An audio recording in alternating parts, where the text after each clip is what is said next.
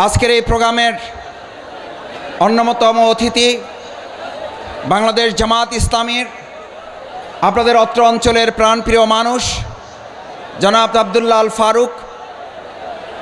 আজকের এই প্রোগ্রামের সম্মানিত আয়োজক আপনাদের সকল প্রাণপ্রিয় ভাই, যিনি এই পুরো প্রোগ্রাম সমন্বয় করার জন্য আপনাদের সামগ্রিক সহযোগিতা এবং আল্লাহর ভালোবাসা নিয়ে সামনের দিকে প্রোগ্রাম এগিয়ে নিয়ে যাচ্ছেন, প্রিয় ভাই নিয়ামতুল্লাহ নিজামী। সম্মানিত ওলামায়ে কেরাম, সম্মানিত শিক্ষকবৃন্দ, পিতৃ সমতুল্য মুরব্বিয়ানে কেরাম, আমার সামনে উপস্থিত তরুণ এবং যুবক ভাইয়েরা, মহান আল্লাহর দরবারে শুকরিয়া আদায় করি। প্রিয়নবী মুহাম্মদুর রাসূলুল্লাহ সাল্লাল্লাহু আলাইহি ওয়াসাল্লামের দরবারে দুরূদ পেশ করছি, সাল্লাল্লাহু আলাইহি ওয়াসাল্লাম। আজকে এখানে আপনারা যারা এসেছেন, আমরা সবাই এখানে কি দুনিয়ার কোনো শক্তির কাছে এসেছি নাকি আল্লাহর শক্তির কাছে এসেছি? কার কাছে এসেছি?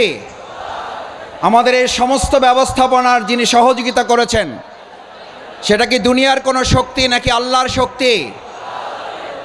আমার ভাইয়েরা, হযরত ইব্রাহিম আলাইহিস সালামকে যখন আগুনে পুড়ে পরীক্ষায় উত্তীর্ণ করার জন্য আল্লাহ তাআলা সিদ্ধান্ত নিয়েছিলেন, আপনাদের সকলের মনে থাকার কথা, হযরত ইব্রাহিম আলাইহিস সালামকে আগুনে ফালানোর জন্য মাসব্যাপী যখন আগুনের কুণ্ডলী তৈরি করা হচ্ছিল, সমস্ত মানুষ শুধু নয়, ফেরেশতাকুল, সমস্ত পশু প্রাণী আল্লাহর দরবারে আহ্বান করেছিলেন, দোয়া করেছিলেন, আল্লাহ এই বিরাট পরীক্ষা থেকে, নির্যাতন, নির্মমতা থেকে হযরত ইব্রাহিম আলাইহিস সালাম আপনার প্রিয় বন্ধু খলিলুল্লাহকে আপনি হেফাজত করুন। আল্লাহ সুবহানাহু তাআলা তাকে হেফাজতের জন্য ফেরেশতাগণকে পাঠিয়েছিলেন। আপনাদের সকলের মনে থাকার কথা, হযরত জিবরাইল আমিন ইব্রাহিম আলাইহিস সালামের কাছে গিয়ে আবেদন করেছিলেন, ইব্রাহিম, আমি আল্লাহর পক্ষ থেকে আপনার কাছে এসেছি, যদি আপনার কোনো সহযোগিতার প্রয়োজন হয় তাহলে আপনাকে আমি সহযোগিতা করতে চাই। সম্মানিত মুসল্লিয়ানে কেরাম, আজ এই কথাটি আমাদের জন্য অত্যন্ত তাৎপর্যপূর্ণ।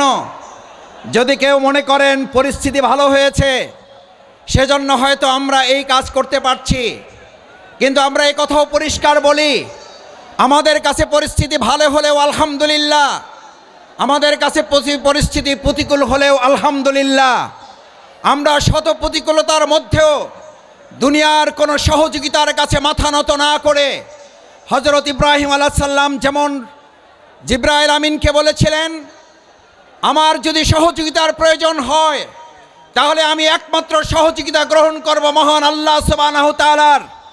আল্লাহ সুবহানাহু তাআলা ছাড়া আমার কারো সহযোগিতার প্রয়োজন নেই। আজ মুসল্লিয়ানে কেরাম, আপনাদের কাছে জানতে চাই, বাংলাদেশকে যদি কোরআনের দেশ করতে হয়, বাংলাদেশকে যদি ইসলামের দেশ করতে হয়, তার জন্য যদি হযরত ইব্রাহিম আলাইহিস সালামের মতো আমাদের ত্যাগ এবং কোরবানির পরীক্ষায় উত্তীর্ণ হতে হয়, আর তার জন্য যদি সেই অগ্নি পরীক্ষায় আমাদেরকে সহযোগিতার জন্য এক আল্লাহ ছাড়া দুনিয়ার আর কাউকে না পাওয়া যায়, তাহলে আজ এই জনসমুদ্রের কাছে জানতে চাই, আমরা এক আল্লাহ ছাড়া আর কারো সাহায্য কি আমাদের দরকার হবে? আমরা কার সাহায্য চাই? কার সাহায্য চাই? একবার সেই আল্লাহকে আমরা ডাক দিতে চাই। আমরা সবাই আল্লাহকে একবার ডাকতে চাই, আল্লাহ